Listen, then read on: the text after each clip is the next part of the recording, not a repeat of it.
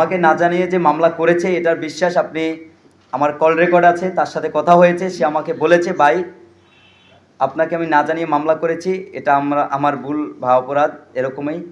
তো আমি ক্লিয়ার করব, সে নিজেই ক্লিয়ার করবে, ফেসবুক পোস্টের মাধ্যমে আমাকে বলেছিল যে আমি ক্লিয়ার করব যে এই মামলার সাথে আপনার কোনো ধরনের সংশ্লিষ্টতা নেই, কিন্তু এখন পর্যন্ত সে সেটা করেনি। আর তিনি যে সাংগঠনিক শৃঙ্খলা ভঙ্গ করে মামলাটা করেছেন আমাদেরকে অবগত না করে, সেই জায়গা থেকে আমরা সাংগঠনিক ব্যবস্থা নিচ্ছি। অলরেডি তাকে শোকজ করেছি এবং সেন্ট্রালেও অবগত করেছি। তারা অতি দ্রুতই সাংগঠনিক ব্যবস্থা নেবেন বলে আশা করছি এবং আমাদেরকে সেটাই আশ্বস্ত করেছেন। তারপরও ব্যক্তিগত যে কোনো ধরনের কাজ থাকতে পারে, এটা অস্বাভাবিক নয়, কিন্তু সে যদি কোনো ধরনের তদবির করতে গিয়ে থাকে বা এরকম কোনো কাজ করে থাকে, সে বিষয়টা আপনারা সামনে নিয়ে আসেন। এখানে উন্মুক্ত ফ্লোর আমি বললাম।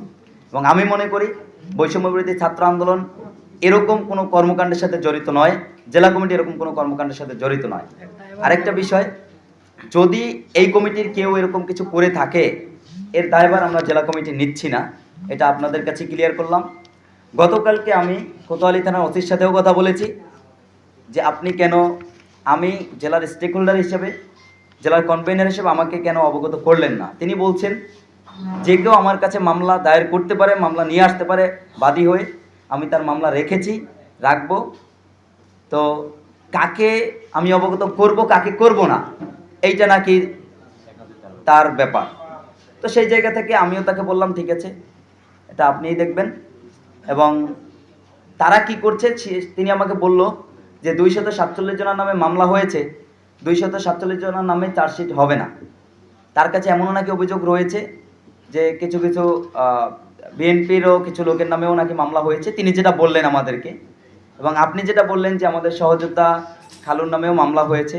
দেখেন, আমি লিখিত বক্তব্যের মধ্যে বলেছিলাম যে কেউ মামলা করতে পারে এবং আমরা সকলেই আওয়ামী ফ্যাসিস্টের বিরুদ্ধে, আমরা কেউ পক্ষে নই।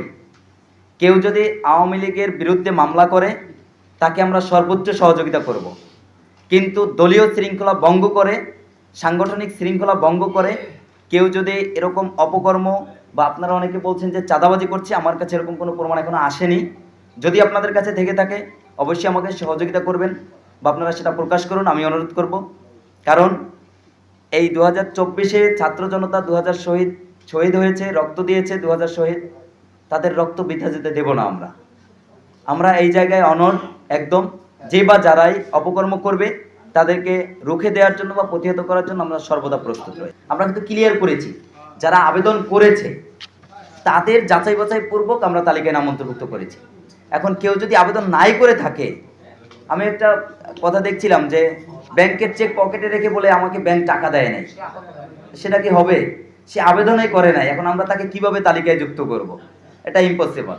তো সে কখন আহত হয়েছে, কি হয়েছে, এটা আমরা তার ডকুমেন্টস না পেলে তো আসলে বলতে পারবো না। এই বিষয়টা আসলে এই বিষয়টা হলো জুলাই যোদ্ধা নামে কোনো ব্যানার আছে কিনা এটা আমি অবগত নই, আমার জানা নেই আছে কিনা। এবং সাংবাদিকদের নামে যে অপপ্রচারটা হচ্ছে এর জন্য আমি সত্যিই মানে দুঃখ প্রকাশ করছি। কারণ যারা আমাদের আন্দোলনের পাশে ছিল, যারা সহযোগিতা করছে, তাদেরকে নিয়ে এমন অপপ্রচার বা এমন দুঃসাহসিকতা যে দেখায়, তার একটাবার হলেও ভাবা উচিত ছিল। আমার কাছে মনে হচ্ছে এটা হয়তো বা, আমি জানি না, যে যে পেশায় থাকে সেই পেশার মধ্যেই কিন্তু কিছু কুচক্রী মহল থাকে।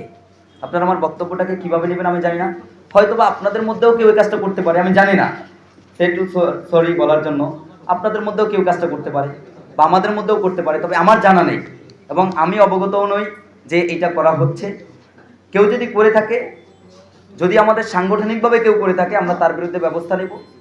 আর যদি অন্য কেউ করে থাকে, তাদের বিরুদ্ধে ব্যবস্থা নেওয়ার দায়িত্ব বা অগ্রাধিকার তো আমার নেই।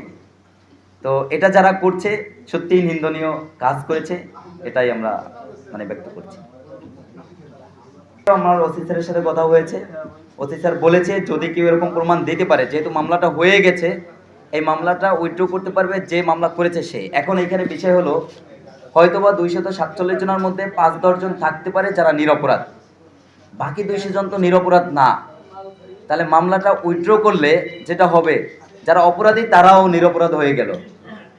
সেই জায়গা থেকে ওসি স্যার যেটা বললো আমাকে যে আপনি, আপনার কাছে যদি কেউ বলে যে আমি নিরপরাধ, তাহলে তার যে সে যে নিরপরাধের ডকুমেন্টসগুলো সাবমিট করতে বলেন, যাচাই বাছাই করে তদন্ত করে তার নাম চার্জশিট থেকে বাদ দিবে। তো আমরা এই জায়গায় তাকে সাহায্য করতে পারি। তো আমি স্পষ্ট করে বলছি, এই মামলাকে কেন্দ্র করে যদি কোনো ধরনের চাঁদাবাজি দেখেন, কোনো ধরনের বাণিজ্য দেখেন, আপনারা সাথে সাথে রিপোর্ট করেন, আমাদেরকে অবগত করেন। যে করবে সাংগঠনিকভাবে হলে আমরা তার বিরুদ্ধে প্রয়োজনে সাংগঠনিক ব্যবস্থা সহকারে আইনি ব্যবস্থা নেব। এবং যে কেউ যদি এরকম বাহিরেরও কেউ যদি যুক্ত থাকে বাণিজ্যের সাথে, আমরাও তার বিরুদ্ধে ব্যবস্থা নেওয়ার চেষ্টা করব এবং সর্বোচ্চ আইনি ব্যবস্থা নেওয়ার চেষ্টা করব।